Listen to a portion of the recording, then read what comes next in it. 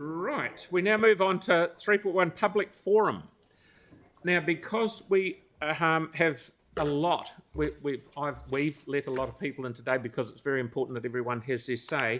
It's 5 minutes each, and the first person we're going to hear from is Ben Lowe, who will speak regarding the proposed Terrace Airport. Thank you, Ben. Mr. Lowe, when there are 4 minutes gone, because you've got 5 minutes, I'll just ping the bell so you know there's a minute to go, so you're aware. It's very nerve-wracking. I'll try to remember to breathe. Hello, Mr. Mayor and councillors. I hope you're all well. Unfortunately, I am not well. I've become infected with climate anxiety. I've been watching this unfolding climate story for years now, and there is no actual reduction in our emissions. We agreed to halve our emissions by 2030, but actually our emissions are still going up. How could this possibly be fixed? So I'll tell you straight, the next 5 minutes of my life is the most important of my life, and I do not say this lightly. My children are teenagers now, yet I'm really concerned about their future. And actually, I'm now worried about mine too. So the purpose of my being here is to talk about the Terrace Airport proposal, but more importantly, what it represents. I am not a brilliant academic with PhDs or a university teaching job. I'm not a CEO in charge of million-dollar decisions to further profits. I'm not paid to be here. I'm Mr. Joe Public. But I hope to show you something really important that maybe has not been explained to you. So talking about the climate is weird. Lots of people think we can do nothing, that we're just one amongst millions. Yet how many of you wake up, get up, look in the mirror and see a faceless person in a crowd of thousands? We're all amazing and important and can make decisions that have impact. And I'm going to ask you to make one shortly. So I could talk about carbon dioxide, methane and 1.5 degrees, but I'm sure you've heard this before and hopefully understood it. I will, however, mention briefly climate tipping points where major events happen that are irreversible. Well, they are happening now. For example, the Arctic sea ice is rapidly shrinking. This causes the sea to absorb more heat instead of it being reflected. This heat then melts the massive frozen deposits of methane in the Arctic Circle. This causes more heating and is irreversible, and so forth. This gives me climate anxiety, that and the big roads with streams of endless traffic. So now we've had our biggest city, Auckland, smashed by 2 successive massive weather events. This has also wrecked large parts of the North Island. At that time in New Zealand, millions of people were praying for the rain to stop. The reverse is happening in Kenya with drought. Kenya, a country of roughly 50 million people, has had an entire day devoted by the president for everybody to pray for rain. They've had 5 consecutive rainy seasons fail. The drought there is now critical and will lead to famine. They pray for rain while we pray for the rain to stop. I imagine God could stop rain or start rain, but we have created this. What we pray for is for us to change, for our ideas to change, to try something different. It is a prayer for change. So what is the change? Talking about climate, as I said before, is weird.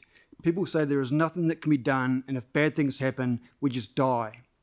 Wow, we are doing this, but what? We can't stop? Can't stop or change our system, the economic system. Ours is capitalism with parts of socialism. It's consumerism, but it's out of control. But this is the weird part. People think it is too difficult to change. They don't want to talk about it or think about it. Dying is easier, especially letting people in other countries die. But it's just an economic system. It's not a hill you're supposed to fight and die on. Life is more important than economic systems. They change. It is okay to walk away with less. Life is not about stuff, and sometimes less is more. Because this capitalism, all this wealth we are accumulating, all these zeros in the bank, what value do they have if, like people in the North Island, your house is in ruins? What value is money when the most important thing, your family, is in danger? What value is a handful of cash in Kenya when you're starving? So Terrace Airport, this pot of gold at the end of the rainbow. Now, Tim Singleton, the manager at CIAL, who now looks after this project, said, in this coming changing climate, we need this airport. In other words, we need more airports, more flying, more planes, more emissions. So in a crisis of too many emissions, we need more emissions. Yeah, wow, what logic. Essentially, Terrace represents not only the status quo, but an acceleration of the climate crisis to its obvious endpoint, an unstoppable avalanche of tipping points which are irreversible. This is my anxiety, and if this does not make you a bit nervous, you're not paying attention.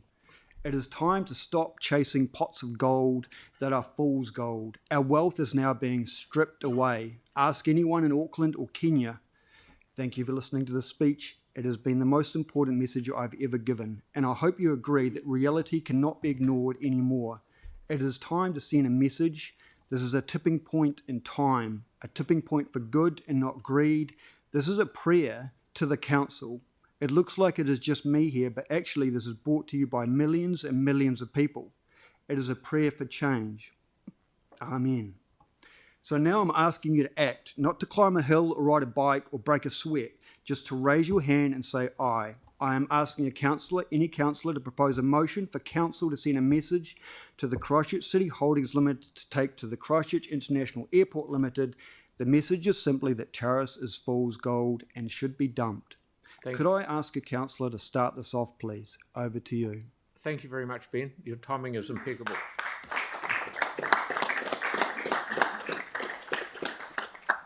Thank you very much for coming in.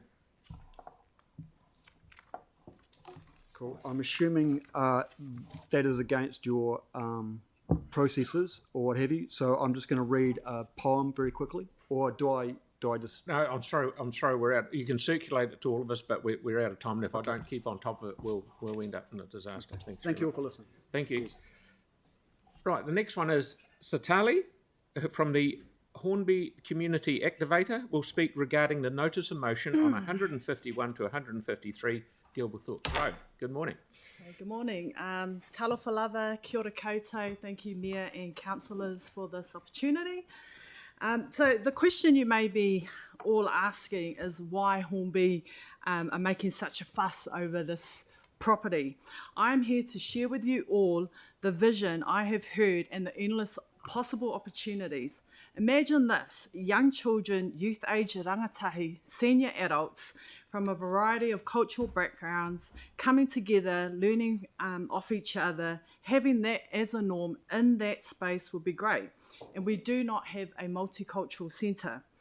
There are groups who have been looking for space for some time, and this property in its geographic location next to Gilberthorpe's primary school, nearby early childhood centres, has a lot to offer. This is why Hornby care to house these community groups and make strong connections. I will share from a couple of the groups. The Tongan Youth Trust provides support to youth and their families, in particular youth who may find the schooling system challenging.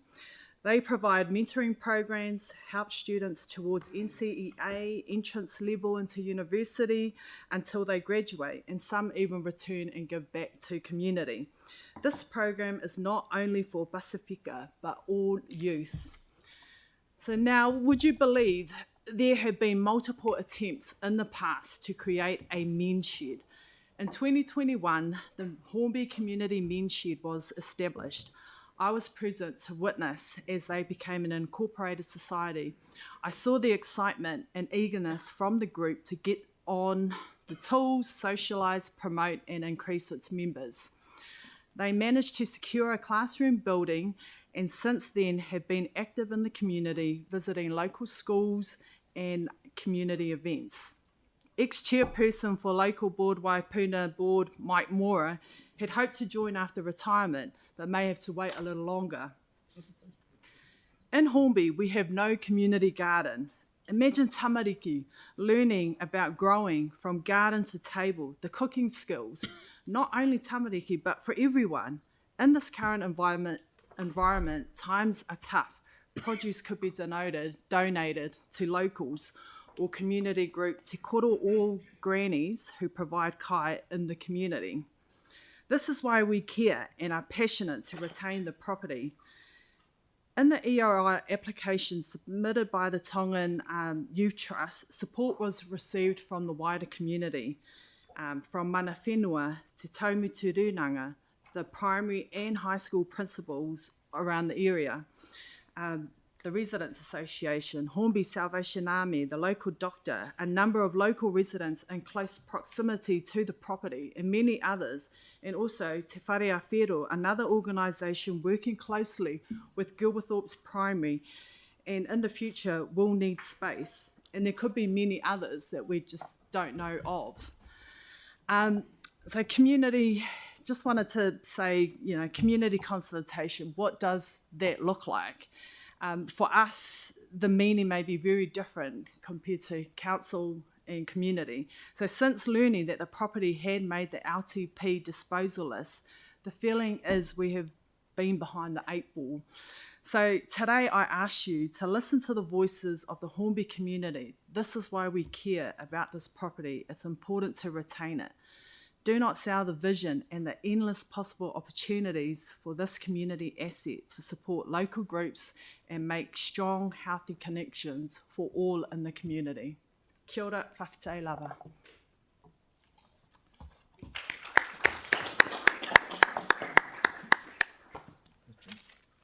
If you wish, you don't have to. Thank you for. Yes, we have got a bit of time for questions. Thank you, Sarah. Kia ora, thanks so much. It's all right, wasn't sure. Listen, there are multiple buildings on the site, and it's actually 3 separate sections, and with lots of mature trees and things. Is it the whole site that's required, Yes. or just some of the buildings, or Yeah, no, we see it as the whole site because there's so many different groups. Like I say, Men Shed, the Tongan group, there are others. There's, I don't know, Hornby Toy Library, they will soon be looking for a space as well. Yeah. And there's so many more. So we just envision, different areas. And if they're all coming together, like how great is it, like I was saying, for that to be the norm, the old learning from the young learning from the old. And have you been in contact with the Phillipstown Community Hub to look at the model there? Because that's incredibly successful. Absolutely, and we would love something like that, to have all these groups come in and have that shared vision definitely from the start. I think that was one of the learnings when I spoke to Almighty. Great, thanks so much. Yep. Thank you very much. Thank you. Thank you once again. So now we have the Greater Hornby Residents Association. Ross will speak on behalf of the association regarding the notice of motion for the same thing. Thank you, Ross. We know how much you love signs. I love it. Love it. This is one of the ones we've had on the fence on site.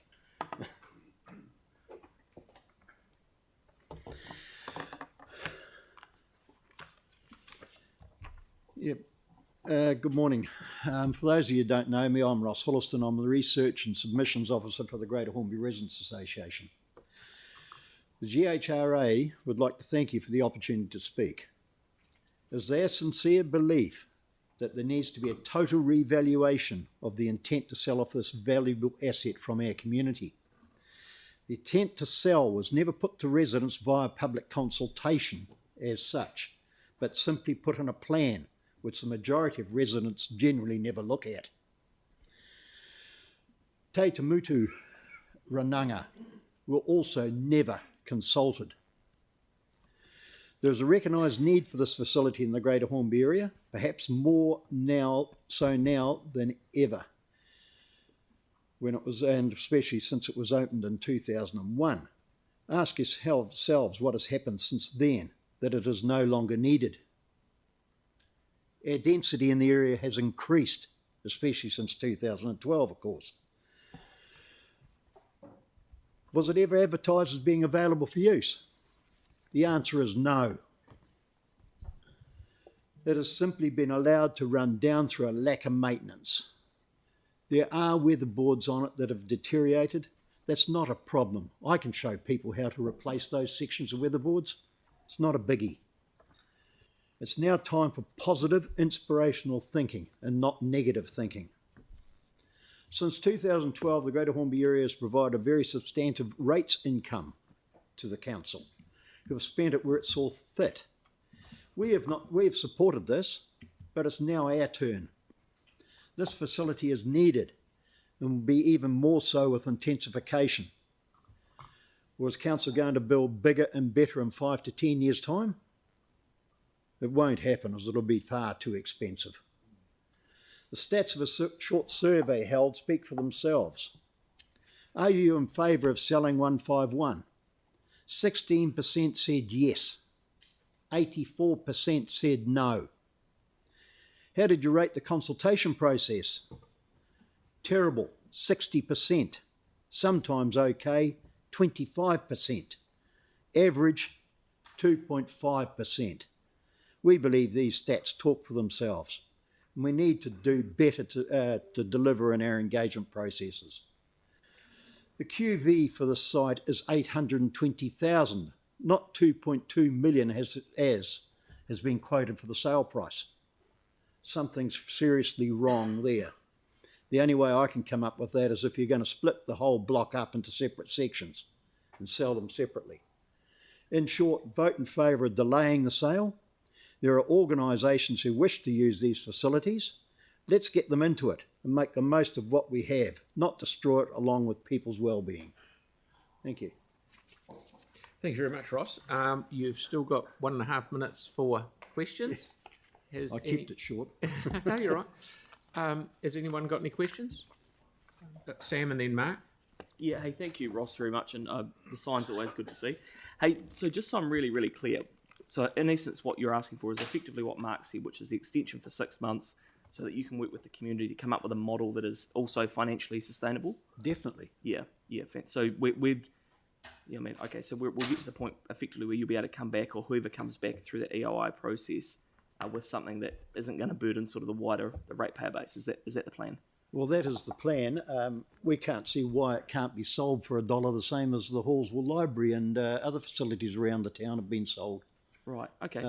But we've got to get a viable background in there first, or organisation organised first. Yeah, and you need the time to do it. Needs time. Perfect, thank you. Thank you, Sam. Mark? I'm hearing that amongst your groups you've got more than enough capability to be able to take on this mission. Definitely. There's just one slight problem, and that is the heat pumps, the water cylinders and everything have gone missing. Oh, really? Out of the building while it was in council secure hands. Yeah, they're going to have to be sourced from somewhere. I dare say we can find them. Excellent. And so 6 months will be more than enough, I'm thinking, to be able Well, to... we're certainly hoping it will be, yes. Yeah. Very good. Well, thank you for coming in today and presenting to us, and hopefully later in the day we can get a good outcome for you. Thank you, Mark. Thank you, Ross. Thank you. Councillor Peters, is it possible when you're speaking you can direct your voice to the mic, because people are having trouble just hearing? Thank you. Okay, so now we have David Lynch from Momentous Public Relations. He said he's going to talk about two things, and I'm not sure which one it is. So it'll be a surprise to us all. Welcome, Dave. Surprise to me if I can work it out too. Lack of sleep, Mr. Mayor. Is it possible to get a glass of water? I know I've asked this before. I've got a bit of a throat. I'll have my man on it. Oh, that's wonderful. And him. Mr. Mayor, I will submit this electronically, but I'll send out copies now if that's all right. I don't know how many you need, but the most important person that needs one copy first will speak.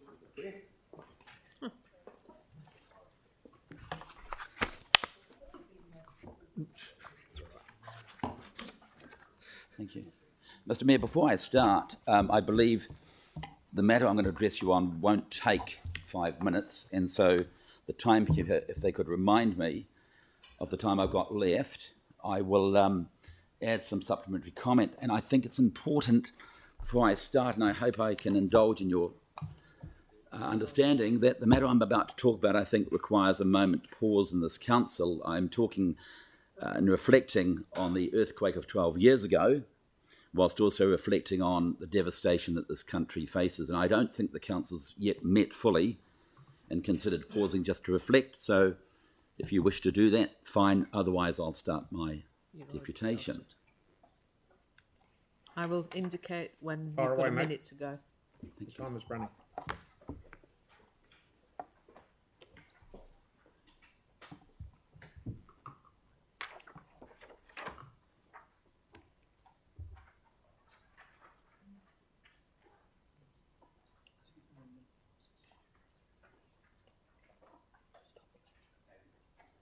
Thank you. Oh, yes. That was important for me, having supported and continuing to support the CTV family group for the last 12 years, and also in my role professionally in assisting the Ceres Environmental with their assistance with the government and the response to the cyclone. Thank you very much. I'm making this deputation in my capacity as Director of Momentous Public Relations, and I did seek an opportunity yesterday to address the draft annual plan meeting, but unfortunately this was declined. I understand the reasons why that was. In the last 48 hours, I have canvassed a number of community leaders and clients, and I've asked one simple question. What can Christchurch City Council do to assist and support the government's efforts to address the massive challenge to fund the rebuild following Cyclone Gabrielle? I'm addressing this meeting to request an immediate decision today that the Council convenes an urgent meeting to consider and hopefully to approve a reprioritisation of all council projects which are dependent on government funding. Any project identified would simply be put on hold and not abandoned, but be revisited at a more appropriate time. For example, the Harewood Road Wings to Wheels Cycleway, which I understand has a current budget of 24 million and is expected to receive 12 million in government funding. Your decision to put this project on hold would allow the government to redirect the $12 million intended for the Christchurch Cycleway and reprioritise it towards what I trust you would agree was a more immediate challenge facing our Prime Minister to find the funding necessary to respond to the devastating cyclone. In many respects, the people living, working in the areas so devastated that we see every night are now confronting the massive uncertainty in their futures as we did 12 years ago. And so it would not be unreasonable to argue that we need to reflect on this and think seriously about what I'm suggesting today as being not an unreasonable approach. And I would remind you all, some that were here and those that are new, what we received as a city from the government at the time, the national government, when it announced on the 20th of May 2011 a $5.5 billion Canterbury Earthquake Recovery Fund to respond to the earthquake recovery. And it was delivered over 6 years. About 4.8 billion of this was provided through new funding, while another 740 million was absorbed or reprioritised from other areas. This was in addition to the Earthquake Commission's expected 3 billion share of repairing residential properties and land damage, as well as other costs such as ACC. When announcing this fund, they said rebuilding the city and its surrounds will be a long and complex task, but the government is committed to providing the necessary resources to make this happen over the coming weeks, months and years. The money combined with the direct costs of the Earthquake Commission of meeting residential property damage 1 minute. and ACC costs made up the government's 8.8 billion. I'll leave you with where that funding went, but with this important recommendation. Victims of natural disasters are faced with hardship that they have never experienced before and look to their elected officials for help. Efforts must consider human rights, public accountability, the development of strong community partnerships, and an acceptable civic response. Mitigation must attempt to reduce the impact of this natural disaster. It is time for Christchurch to give back, to step up and to acknowledge the momentous challenge facing our government as it considers what options it has to find the funding to support those devastated. Ethically, councillors, I am calling on you today to do the right thing. Thank you. Thank you, David. I'll just respond to that. The council, thank you very much for that. The council recognises the challenge and remembers the help that we received, and we have acted immediately, including we've sent civil defence staff up more or less from day 2, sent other staff needed such as building inspectors, helped people stuck in here in Christchurch that couldn't get home because planes came down here and offloaded, continued to respond for requests for help, agreed to provide financial support and encouraged anyone who is keen to help to make their own donations to organisations like the Red Cross. We've been told money is more important than goods in some respects. And I'd like to acknowledge our controller, Mary Richardson, and the team at Civil Defence here in Christchurch, who have been working with NEMA right from probably halfway through day 1. So, but thank you very much for your forum. I should just advise you as a professional courtesy, I will be, in view of my involvement with the government, informing in the next hour or two the Prime Minister of this address, and no doubt you will be responding to him in due course. Thank you very much. Thank you. Thank you. Okay. Rightio. So we are now on to item 4, presentation of petitions, which there are none. Items 5, 6 and 7, the council minutes, and Sam is moving them and Pauline is seconding them. So I'll put that, all those in favour? Those against? Carried, thank you very much.